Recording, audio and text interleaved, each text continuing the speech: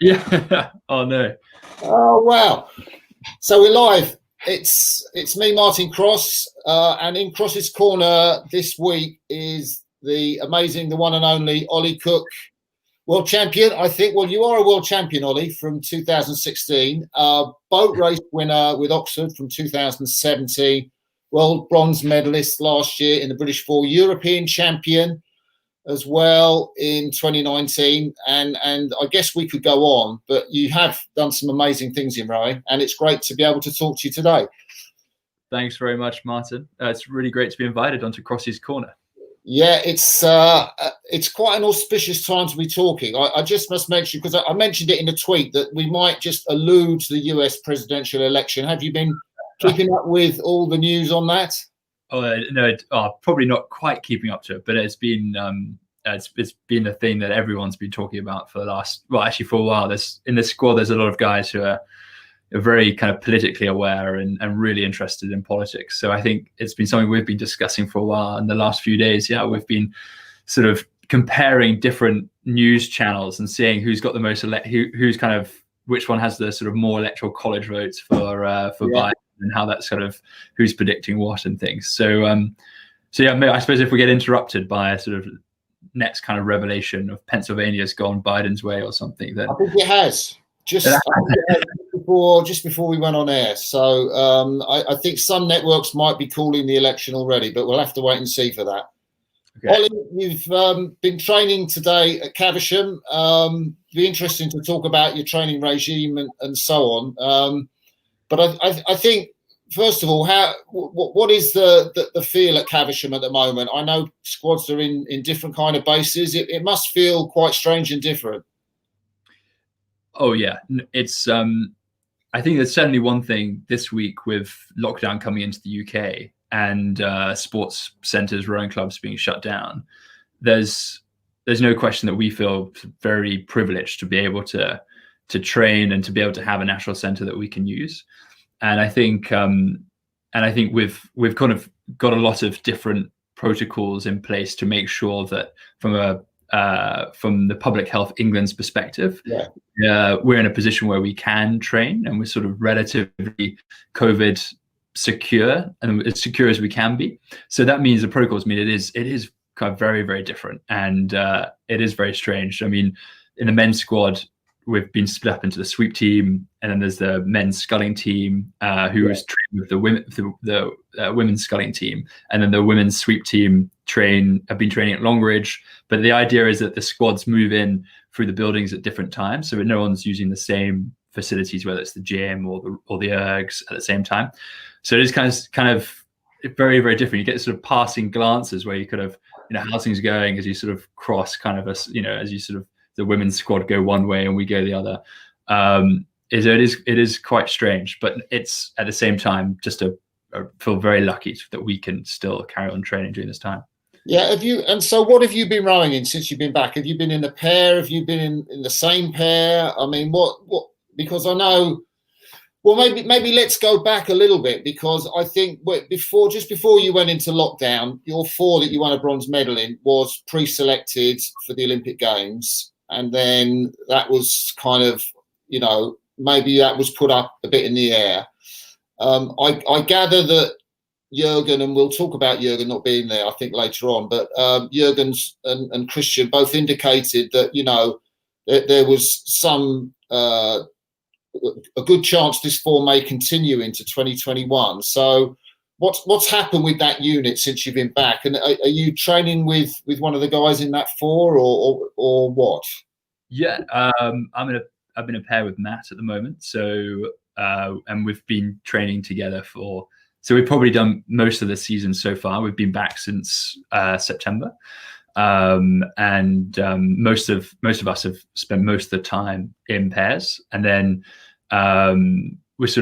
we'll have a couple of days, usually towards the end of the week, where we'll mix it up and go in maybe bigger boats. But that's it's not a kind of fixed thing. And yeah, I suppose just before lockdown in March, so when we first went into lockdown, we had our trialing process, and then selection was kind of announced, and I was selected in the 4.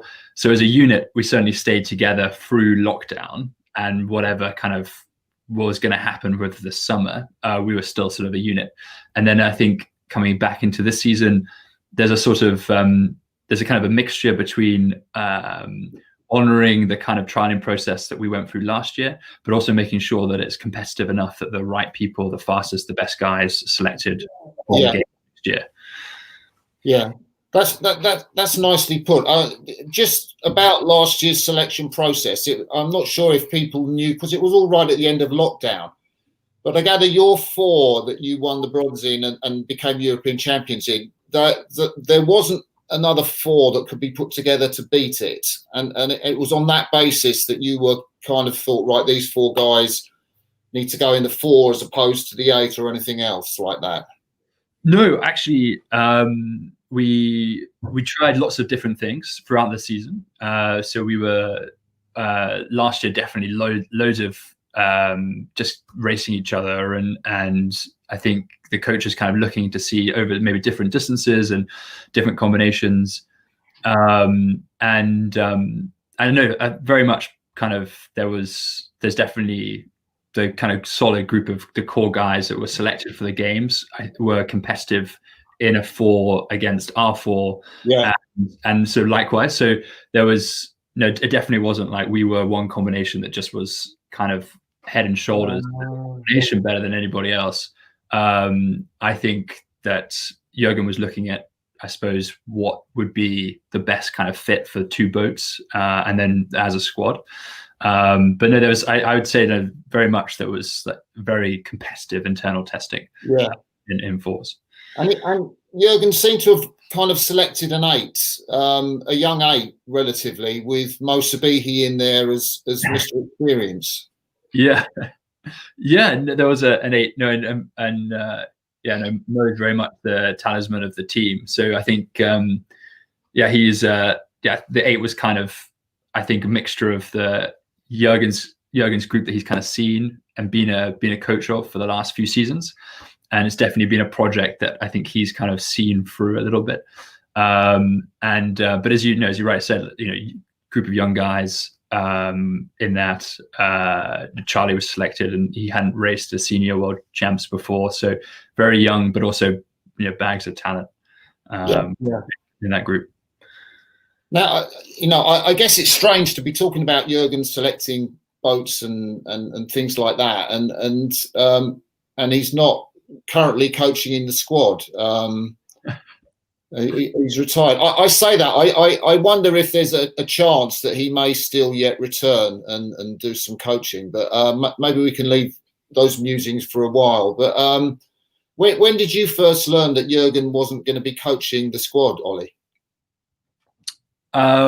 We first heard, I think, the day before it was made public, and I can't remember exactly the date, but sort of towards the end of August, I think there was he had an interview with Pinsent on BBC Breakfast. We found out the day before that he wasn't going to be a head coach for the season ahead. I mean, I can't imagine some of the conversations that must be going on, that must have been going on, particularly, from the 8s, who I guess would be expected to be coached by Jürgen, and even to the extent in the 4. I mean, what were some of those conversations like?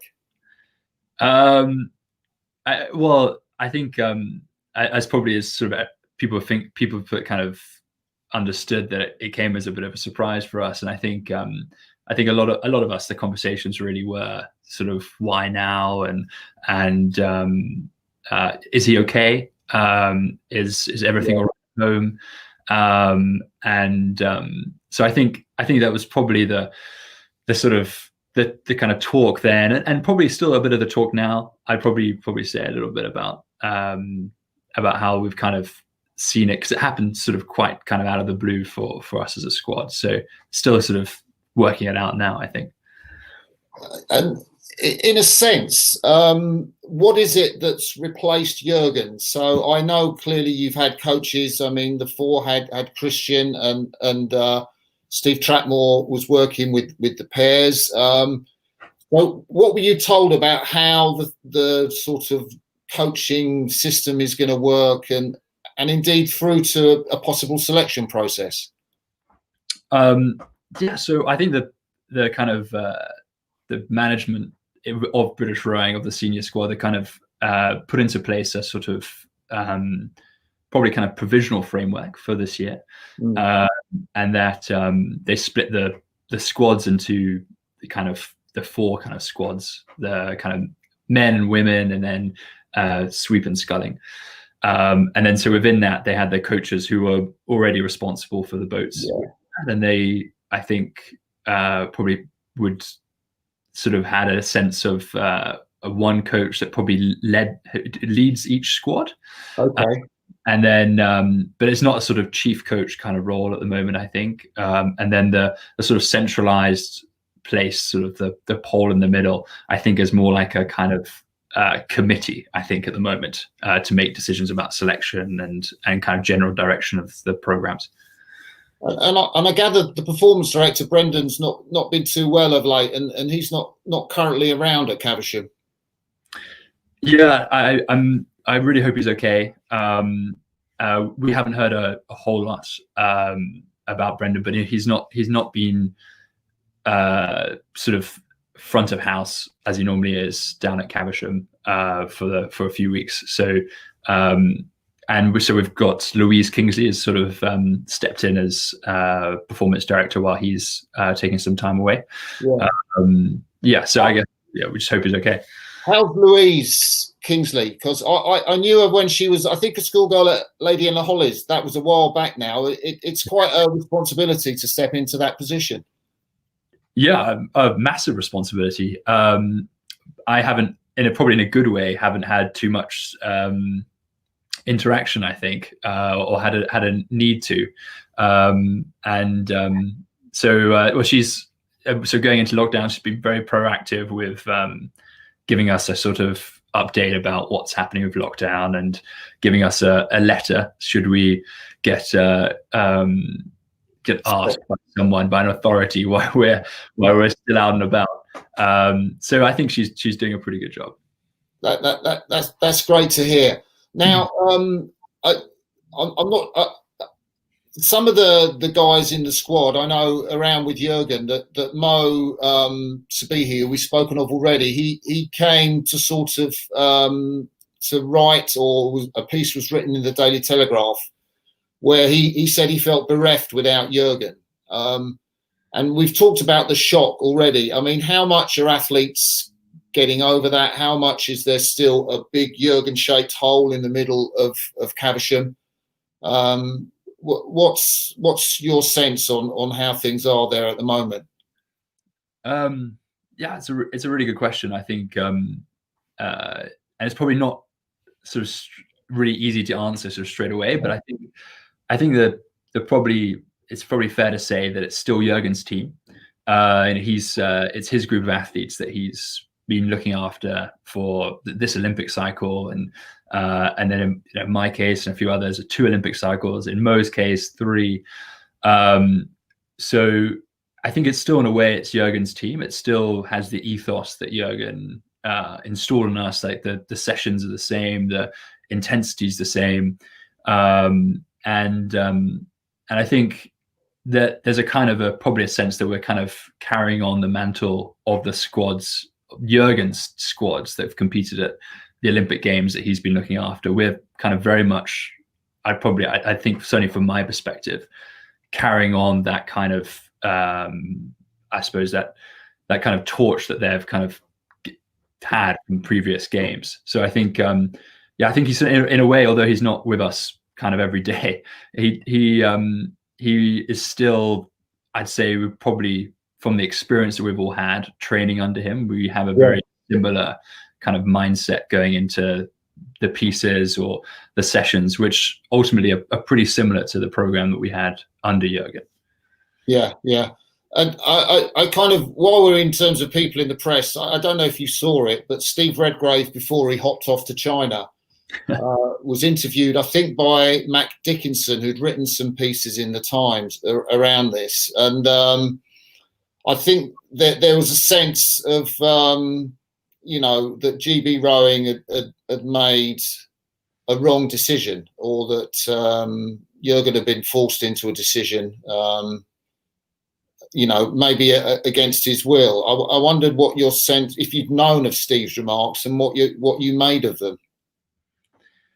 Yeah, I read Steve's article, and probably the thing that jumped out at me was that I imagine he'd probably be pretty annoyed at someone writing that if he was still trying to compete in the team.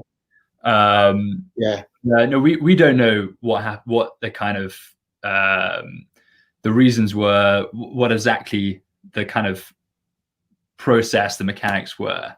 But we've got a job to do, and we've got a really good squad, and if anything, kind of another year to train as a squad is really good for us, and we're kind of seeing that already. So that's really exciting, and I think it's probably an element of not necessarily doing it for Jurgen, but we're still kind of Jurgen's team, and he's kind of molded us, and we take a lot of pride in trying to go for the same numbers and trying to exceed the numbers that previous squads have set. So I read Steve's article, but I mean, I didn't keep it. Would you be surprised to see Jurgen back at all before Tokyo in some capacity in the team? Would that be beyond the realms of possibility? I mean, it would be. He's come down a few times to watch some of the pieces and stuff. So he's kind of very much still.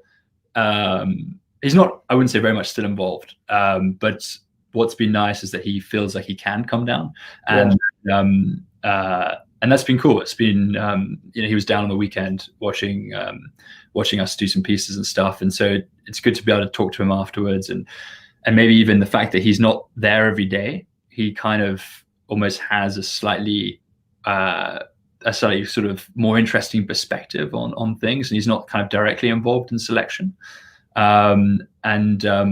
So he could come down, and I'm sure that if that was the right thing to do, that would work well. But he does come down at the moment, and that's been a kind of thing that's worked well, I think. Matt, you mentioned that the training program that you're on in lockdown, it produced some amazing ergometer PBs. Was it Tom George and Mo Sabihi going sort of head to head on the 2K tests? And how did it work for you on the erg? I know at first you were a little bit unwell with hay fever and so on, but did you manage to pull out any PBs or get close to them? You're absolutely right.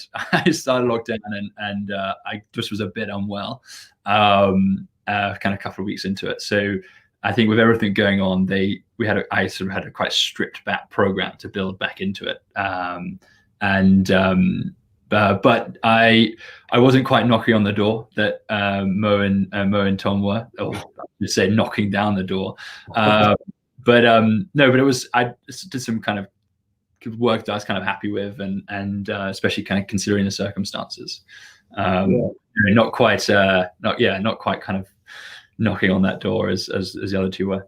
So has that given everybody a boost to come back into Caversham? Because I don't know whether you guys got the chance to watch the European Championships and what you thought of rowing going on, and GB team wasn't there, but I'm imagining the ergos gave quite a boost to the team, into that sort of starting the new training at Caversham.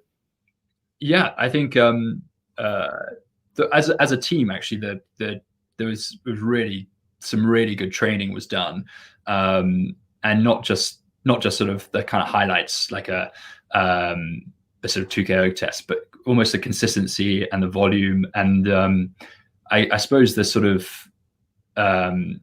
I guess the kind of the role that everybody took on as training in lockdown, so I think almost fair to say across the board there was actually just a kind of very, very good level of training. There might not have been kind of PBs in every sort of part of the testing that we were doing, but I think actually probably looking as a squad, that consistency, the sort of kilometers, the whole volume done, I think definitely gave us a lot of confidence, especially in the last weeks of lockdown. And then we went on a break, and we knew, okay, we're going to have a break, and other countries might still be training. So we're going to have opportunities to be able to watch the Europeans, which was awesome to see some world rowing again, see some familiar faces, and hear the commentary, and hear that buzzer go off. No, really missed that. And what did you make of the fours? Because it seemed like there's this new Dutch four that's now gone into the hats, having won the European Championships this year. Well, I mean, there were some pretty good guys in that, so I wasn't too surprised, having raced them kind of a few times over the season. Sorry. I thought they looked really good, I came away thinking, cool, that's really looking forward to racing them, hopefully in the summer to come. The fours racing was really cool, and there was just some really good racing, actually, especially considering the circumstances that every country, every training program had to deal with. To be able to still now, or a few weeks ago, kind of put on some world-class racing, I thought was definitely gave us as a team, gave me personally like a sort of a big boost going into another winter's training. Were there any standouts for you from the European Championships, or crews that stood out for you, or races that you thought, wow? Well, certainly watching the men's pairs race, watching the Romanians, I thought they looked really good, and sort of surprised that maybe the Sinkovic brothers weren't sort of as dominating as they normally are. I'm sure they'll be back onto that kind of form. The German 8. What did you reckon for that? That was impressive, wasn't it? Yeah, no, I think we've sort of been following by proxy in the build up a little bit, watching people's Instagrams and, various sort of like other kind of things. And the question was, were the Dutch going to do it a little bit? And just about to see the Germans kind of be able to deliver another kind of sort of perfect race in the final, I thought was really impressive. No, I think as a team, hopefully maybe some of them are listening, but we're dying to race everybody next summer. So no, it was great to see that, and I think definitely given us a sort of sense of, okay, well, we're going to have to be very, very good through this season to be able to be competitive with these guys next summer. Yeah, that's really interesting. And I know you're at Caversham at the moment. Normally you guys spend quite a few months of the year abroad. Is there any training camps for you on the horizon at the moment? Unfortunately, our sort of international camps look like at the moment that they probably, unless sort of something kind of dramatic or it will change that kind of reality. We probably won't. We normally go to Sierra Nevada end of November. That's not happening. We normally go away to a hot weather camp somewhere abroad in January, and that's not happening. We're kind of hoping that maybe we'll be able to go abroad to train sort of February time, maybe a Viz, if that can work. I think the women are looking at going there in January, so hopefully that will kind of work. That will kind of be a success, and means that we'll be able to go as well. But I think for time being, those have been relatively curtailed, I think. Yeah. So at the moment, you'll be at Caversham. Is there any sense for next season? I mean, will there be trials as normal? Have you had a sense yet of what next season will look like, and what are the milestones in terms of deciding which crews will be what for the Olympics? I think a sort of probably halfway there. I think we've got we've got a kind of plan, but very much the plan is this could change, and this might have to adapt it to sort of other things that are going on. We've sort of got a trial pre-Christmas, so probably kind of a water test to sort of see the kind of boat speed everyone's doing, and then in the new year, I think probably looking at a sort of final trials, I think, and then followed by a sort of kind of crew formation period of time.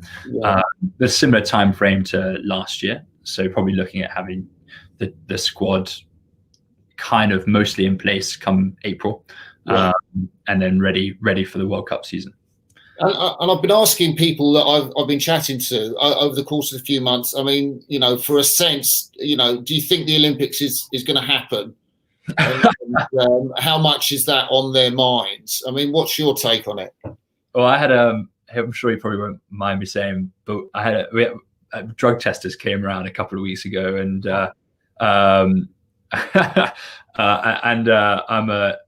it takes me ages to pee with someone watching. So the poor guy's got to sit there and make idle chat with me for an hour or so. Yeah, he thought it probably wouldn't go ahead, and I remember thinking, well, this is going to be great then, obviously, yeah, Wednesday afternoon. But we're all hoping it does, and I think some of the noises, the sounds that are coming out, sound like they're going to be. The Japanese have increased their capacity in stadiums to, I think it's 50,000 now. So it sounds like they're relatively confident that internally within Japan they can host major sports events. Their baseball, football's kind of back on, their rugby season starting. Whether we'll be able to have how they manage loads of international athletes and then spectators is probably a different matter. But I would have thought with the amount that the Olympics has invested, everyone's invested in happening. I think it seems like, and of course I'm very much sort of hoping it does, that it looks like that it will go ahead, and it probably won't be the Olympics that we all kind of know from before. But I mean, if I can have a regatta that's called the Olympic Games, then it doesn't matter where it is or when it is. I'm up for that.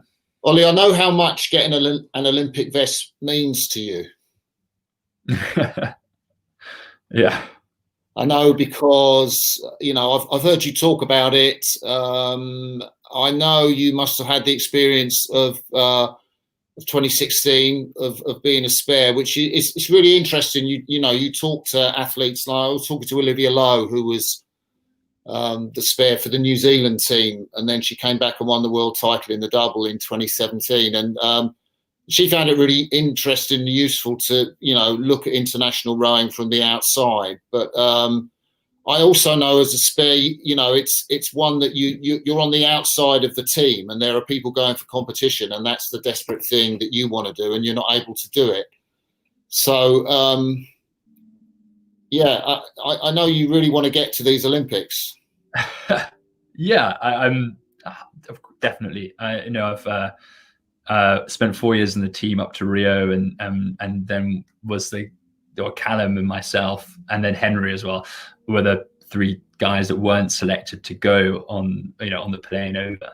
And I think I'd been a spare the year before and a spare the year before that as well. And every year I thought, okay, this is the year I'm going to break it in, I'm going to make it. And I think in a way the sort of having the Olympic Games kind of postponed in March, and that kind of being selected and then the games being postponed, I think definitely gave me a kind of or gave me an opportunity to put everything a little bit into more perspective and think, actually being able to turn up to training, which we are at the moment, and be able to mess around in boats with a bunch of lads, a bunch of guys, and it's really good fun. And I think I took that for granted a little bit before and just thought, okay, I've got to do this because I've got to try and make this team. I've got to try and make this. And if I didn't make it, I was I probably would think things were going terribly, and I needed to have a whole different kind of setup and approach to everything. And actually, I think the games being postponed, of course, desperate to go would be fantastic, but they might still be cancelled. And in which case, if they are cancelled, then what's this time being worth doing? And I think definitely trying to see what is it that I actually really enjoy about being in the GB rowing team, spending my days being able to train full time is awesome. It is really, really cool. And we've got a really fun team, I think, full of guys with different views on things and have different experiences, have gone to the US for studied different things, guys who've been in the UK. And I think that is, where I definitely draw a lot of energy from, being in the kind of mix of that. And we want to race, we want to definitely show what we can do. But if for the time being, probably not getting too fixated on everything's about the Olympic Games, and I'm only doing this to go to the Olympic Games. For me, is probably hasn't been the place where I've kind of found the most where I've drawn the most energy from, and actually just every day turning up and being in the mix with the rest of the team has been what I've found the most enjoyable. And what's kept me going, I think, for this sort of uncertainty at the moment. Yeah, it's a very grounded approach, that, Ollie. It's quite impressive to listen to you talking about it. I know I'm kind of connecting up some of the dots. I know you've been quite interested in some of the work that Kiernan Mile has done. Yeah. Around mindfulness. Is mindfulness something that, it sounded like a very mindful way to look at, life and the games. Is mindfulness something that you still use or have used, or? Yeah, it is. It's something I've fallen in and out of. No, it is. And Kiernan Mile is a guy who's doing a PhD at Oxford, and him and I sort of exchange sort of ideas, and he basically just sends me research papers to read. He doesn't get much back from me. I think the kind of it seems like there's some really interesting work being done on why is it that we invest so much in sport, and why do we kind of care for it so much. I haven't read Kath Bishop's latest book about sort of the long win. The long win. I haven't read it, but I've spoken to Kath a few times, and for me, a lot of these things tie in together, I think. I think probably being sort of mindfulness as a kind of concept, I think, is something that probably has two really good purposes for me. I think one, its process helps me to step back and just think, and just sort of actually probably appreciate what is happening right now. That's quite good, instead of putting a lot of value or emphasis on this end goal. And then secondly, I think it's just really good for sort of athletic performance. So before a race or sort of an ergo performance, I'll try and steal sort of 10 minutes somewhere and try and do a little bit of mindfulness. And I think that sort of helps me get into a better mindset for an actual performance, as opposed to what I used to do, which would be crank up Rammstein and march around the gym. So it probably has a sort of kind of holistic side, and then actually a directly performance-based thing as well. Yeah. Ian Weir, who's watching on YouTube, Ollie. Sometimes we get these questions through. Does he want an Olympic vest enough to continue into 2024? I was kind of going to ask you that later on, but as Ian's put the question up, I thought, why not? Yeah. I at the moment, I'm not sure. I think that will probably be how the season goes. I think. I guess a little bit before, I don't want to sort of think, I need to get an Olympic vest, because then I've made it. And if I get an Olympic vest, then it's all been worth it. I think, yeah, for me, it's probably a case of seeing what happens this year and seeing how I enjoy a kind of year where maybe there is that uncertainty, because of course, another 3 years after this year, there's plenty more kind of uncertainty. But if I pin everything, all this time on, I have to do this so that if I go to the Olympic Games, then it's everything's worth it. Then I think there's a recipe there for me to come a little bit unstuck. Yeah. I think you're actually really, that's a good place to be grounded in the present, rather than go ahead. I find that quite a strong attitude. One of the just while we're on this thing around, you mentioned Kath Bishop's book, The Long Win, and there does seem to be a move, certainly from UK Sport, the funding body, to talk about how Olympic funding is going to be distributed. And he's talked about supporting the development of the person as well as the performer. This is Simon Morton, the UK Sports COO. And we'll have an ambition that athletes will leave the high performance system feeling richer for their experience, irrespective as to whether they've succeeded or not on the field of play. Do you think Caversham has got that right all the years, or is that something that Caversham could be better at? Yeah, I think it's really interesting hearing that come from UK sport and tie it in with funding.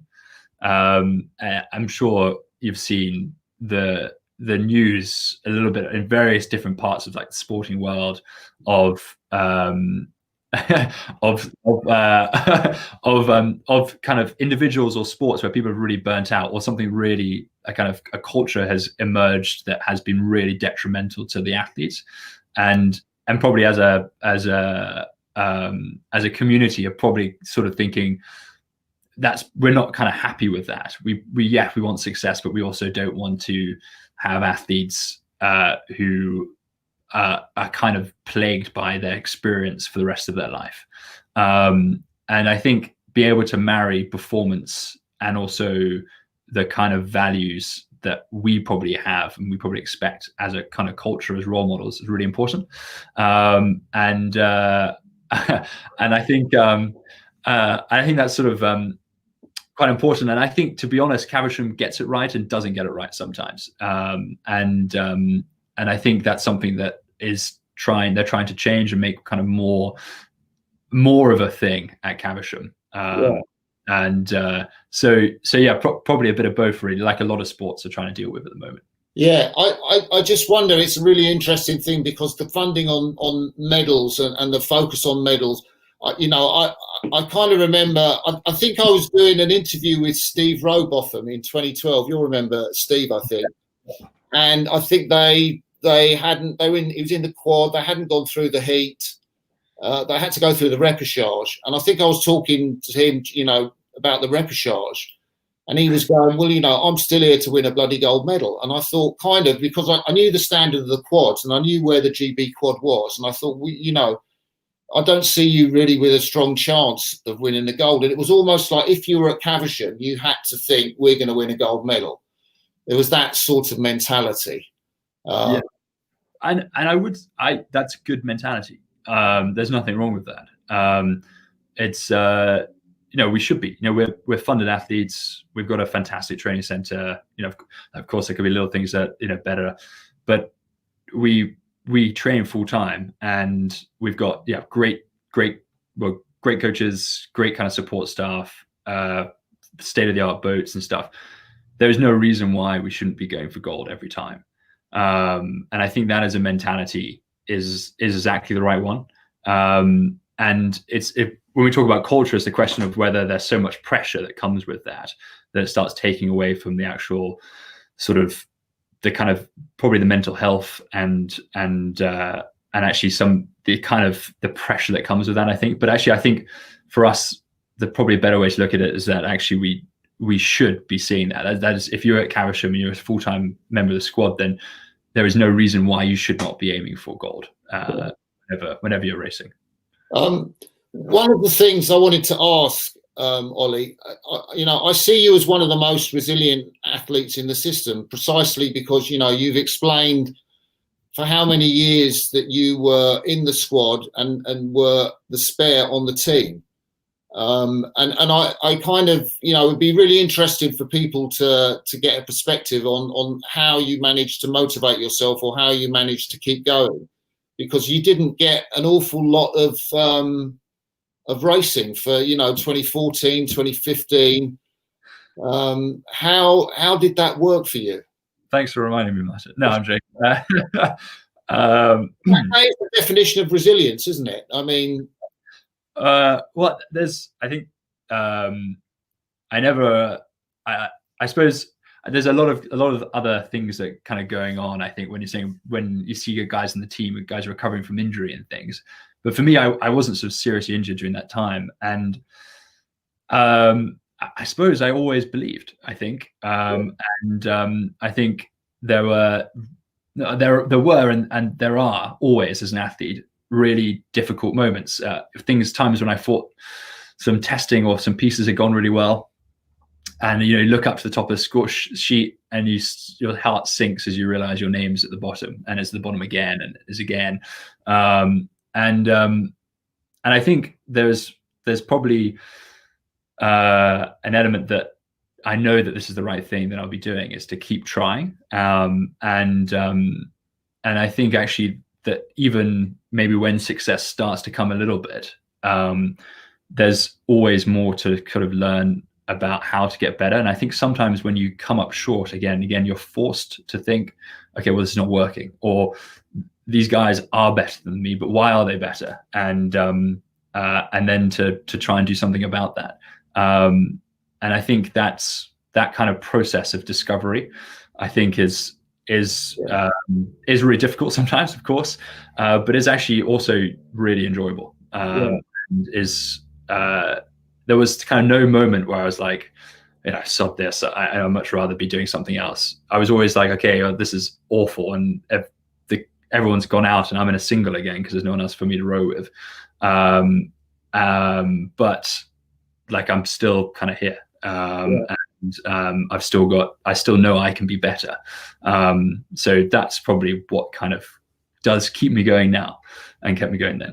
Do you think partly, because I know you're involved in things outside of rowing, and you're talking about viewing the world from its widest perspective, but your involvement in something like the Row Zambezi project, which was a great thing. Was it back in 2011 you did that with your dad, and I don't know if Jamie was in it as well? Yeah, no, exactly. That was Dad's rather mad idea, I think, of doing so. So some of my family live in Zambia, and I think the idea to bring together. So I'd spent a year in South Africa, sort of teaching and general, just sort of having a really great time.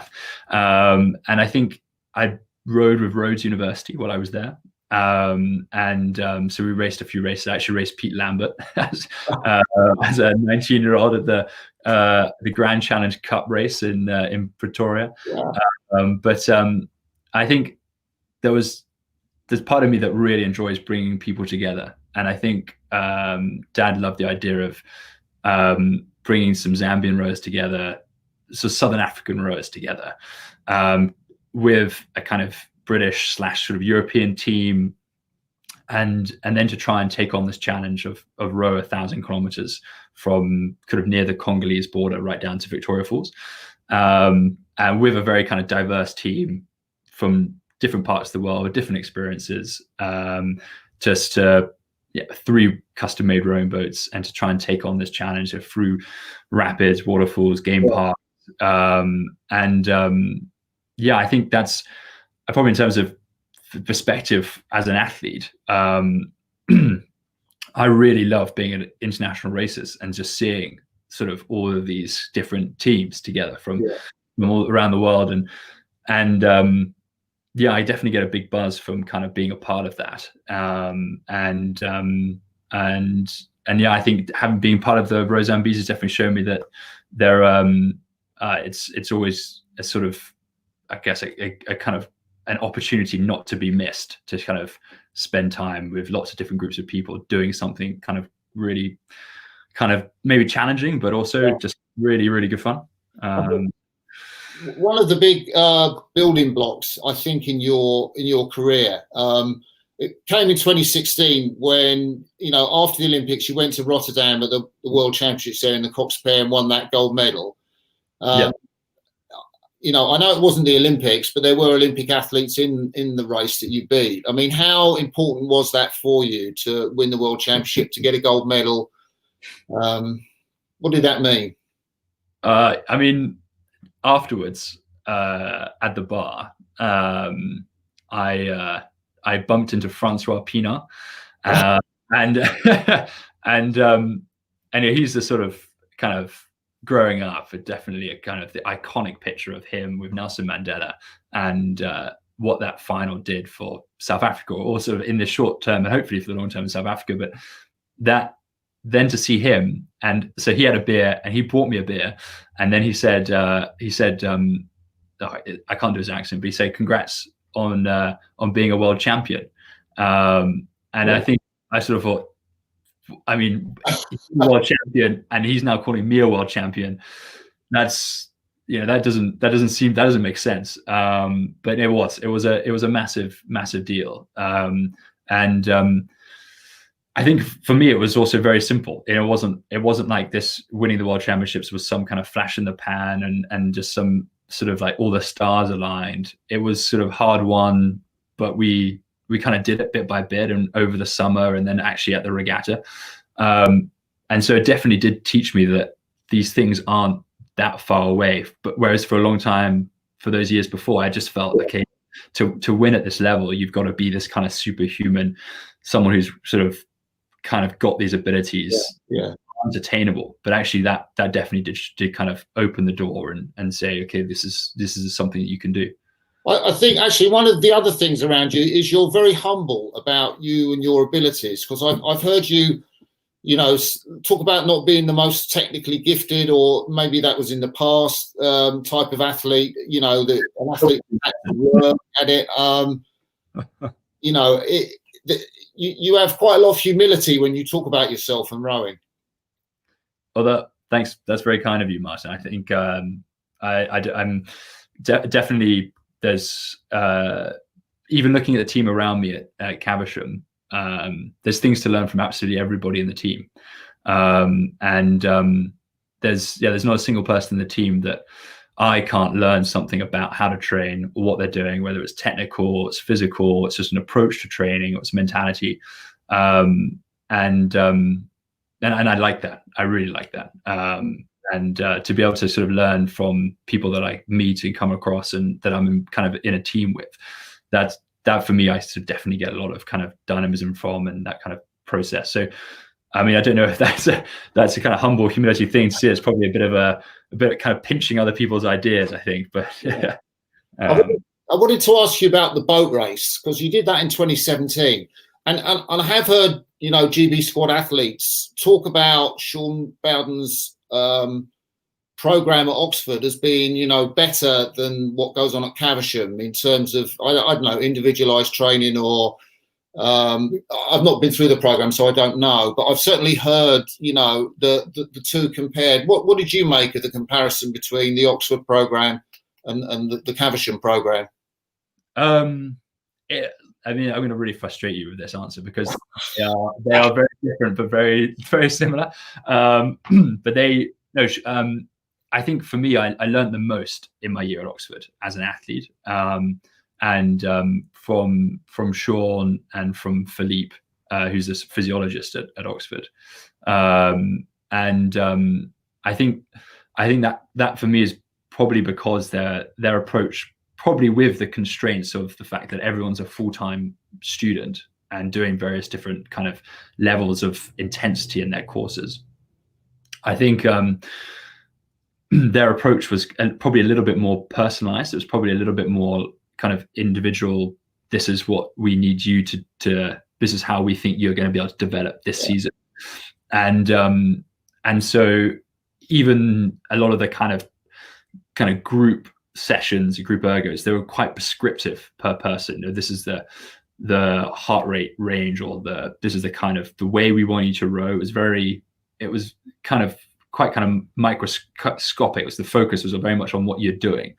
And I kind of really needed that, because I think the kind of Caversham setup is a sort of blank canvas. It's kind of big program, full day training.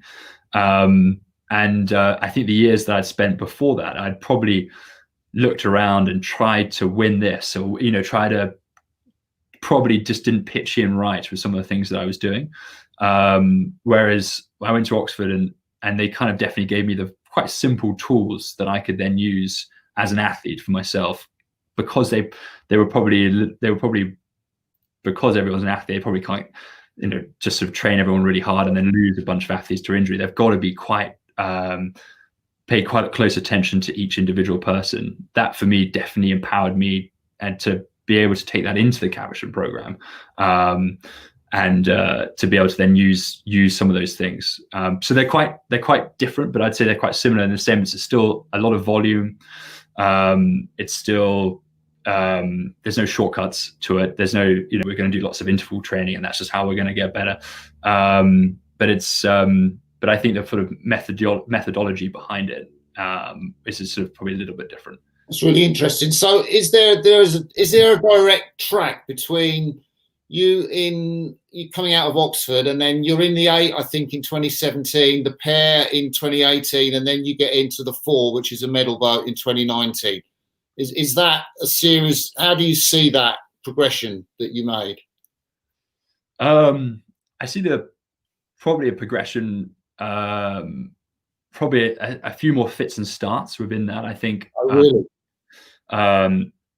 For me, I probably came out of the Oxford program in probably a really good shape, and but then I had quite an intense summer term of exams, dissertations to write, things that I'd put off a little bit while studying to do the boat race that I had to do. And I think I'd probably I'd say I probably took it for granted that I was going to carry on the sort of performance I was at when I went back into the team in the 2018 season. Yeah. And then I got injured and was out for 9 weeks, almost 10 weeks from a boat with a sort of stress fracture on one of my ribs. Oh, yeah. And I think that kind of definitely was a process just to stop a little bit of what I was doing, think about kind of how I was set up and kind of just generally an approach to training. And then I think I felt like I was performing well, but I wasn't very consistent. Yeah.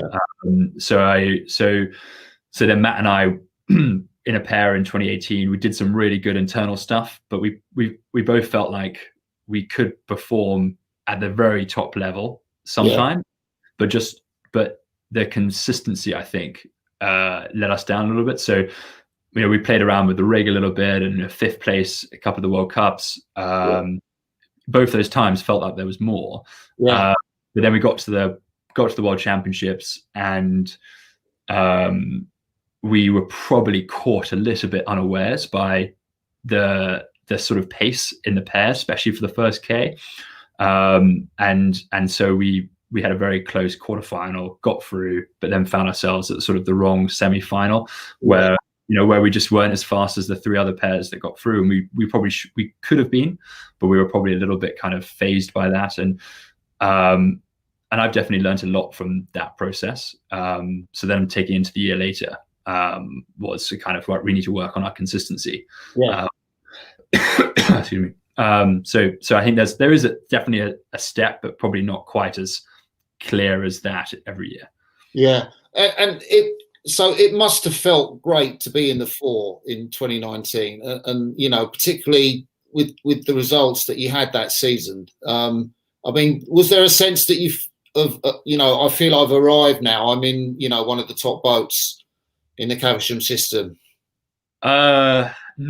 I don't know whether this is just me or actually as the team set up, is that you don't feel that secure in your seat. You're of course, like some people, or you look from the outside and you think obviously they are secure in their seat, or they should be. But in the team, I think when you're kind of actually amongst it, you're very much kind of thinking, I've got to perform myself to prove at least to myself that I'm good and that I deserve the seat. And I think even when I was selected in the 4, it was fantastic and a really interesting season. I think it was a shame for us that we didn't get a chance to race next year, but really we've got another period of time to before we do in a way. But no, I think hasn't been a moment where I thought, I've arrived at something, different. I still feel the same probably as I've always kind of felt. I just probably feel like I'm more confident in what I can do when I need to do it, if that makes sense at all. Yeah. Out of that season, what's your favourite medal? The European gold or the world bronze? For for us, the Worlds was an underperformance. Oh, was it? It was in the final, I think. Second 500, or was there? Where was it? Where was it? You felt you didn't pull it out. Second 500, I think, and probably a second 500 and probably a finish as well. To be honest, so it felt like Europeans was quite straightforward, but we'd done lots of stuff before we'd got there, so we felt quite ready to race, and I think we were able to kind of put that into practice, and it sort of paid off. Whereas I think in a way we sort of try to do different things over the season, and then probably the Worlds probably sort of surprised ourselves with a bit of the boat speed that we had over the first K in the heat in the semi-final.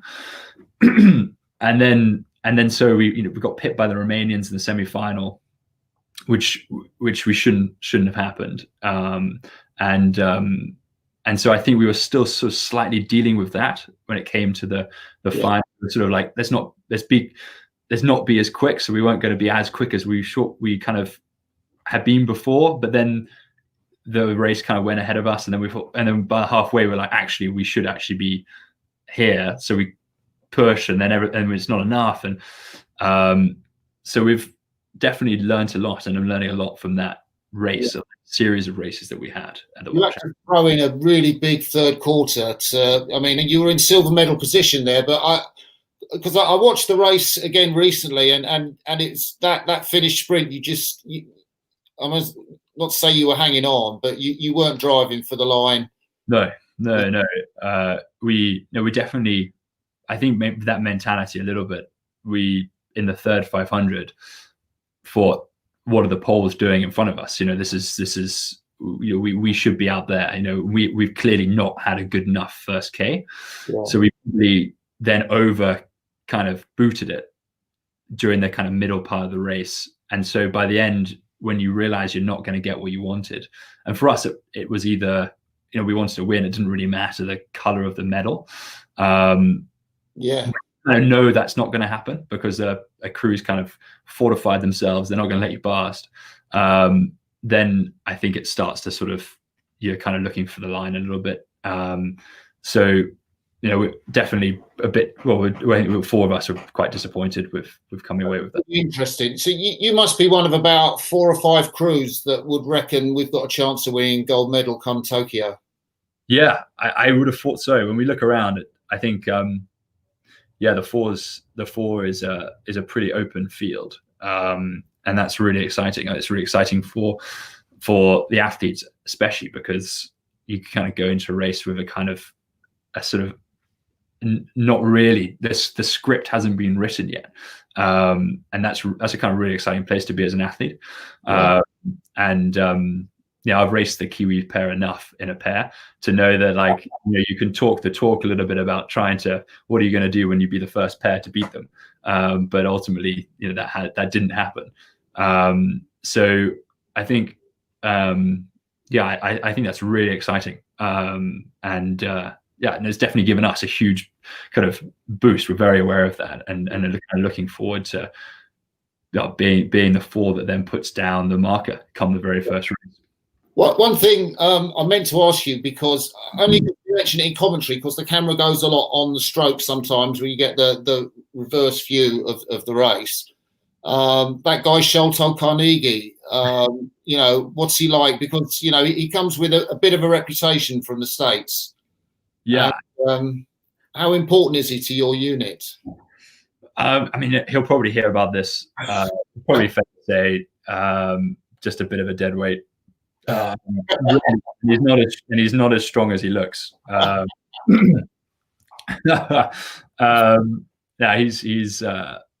He's full of talent. He kind of knows what's good. Sets very high standards for himself and the crews that he's in. It's really exciting to be in a boat with Sholto every time. He is very important. But so is kind of the rest of the unit, and I think he would be the first to say that, is that he's at his best when he's kind of well backed up by other guys. Yeah. And when we were talking at lockdown, I know your partner back then was a doctor, and you're facing a long time. You thought we're still so that's so how did that work out? Because you were facing a long time. You thought not seeing each other. Yeah, she was a doctor in A&E, and we didn't see each other for 3 months through lockdown, and until we sort of had a kind of a sort of phone call. I suppose I suggested that we move, that the men's four move into a hub so that we can train together. In which case she was like, I can't believe you'd rather move into a men's four and not with me, which I think is totally fair enough. So we thought we'd sod this, let's meet up, and that was sort of obviously fantastic to see her. But it was very hard because we were on quite different kind of ways of looking at it. For me, I was at home and I had a training program. Yes, the Olympics have been postponed, but not the end of the world. Yeah. She was working some insane hours. She wasn't able to see any of her friends. She was living in a small flat in London. I think a very small glimpse for me into the world that the sort of not only the kind of medical world we're dealing with, but everybody that goes into that. And maybe kind of very aware that actually I was so lucky to have an income that meant I could just sit at home in front of the TV and then every now and again get up and go do weights or sit on the rowing machine. It was definitely a hard time, I think. But not now anymore. So we're living together through this lockdown. So I've learned from my mistakes. Oh, that's great. That's lovely. And do you have a day off soon at all? Yeah, we've got Sunday off this Sunday. Oh, what are you going to do? Well, I was going to arrange some kind of massive meetup with loads of friends, but that can't happen. But I think, I don't know. I don't know what we're going to do. Probably have a lie-in and then, maybe go for a walk or something. It would be nice. Yeah. Ollie, you've been fantastic. I can't believe where the time's gone in terms of the interview, but you've been so great fronting up all those questions. And we've had quite a number of people tune in. Some irrelevant questions, I think, from your fellow squad members. From any of them, then you can just write them all off. Cheeky comments, but I think we can say thank you ever so much, Ollie. You've been a great guest on Crossy's Corner. I'm sure this will go down as being one of the legendary broadcasts. Definitely. No, I doubt that. There's been some great Crossy's Corners ones. There's some really good ones. So it's a real pleasure to be asked to sort of join the group that's kind of gone ahead already. Thank you. So we'll end the live broadcast and we'll say bye to everyone watching and thanks for tuning in. Bye.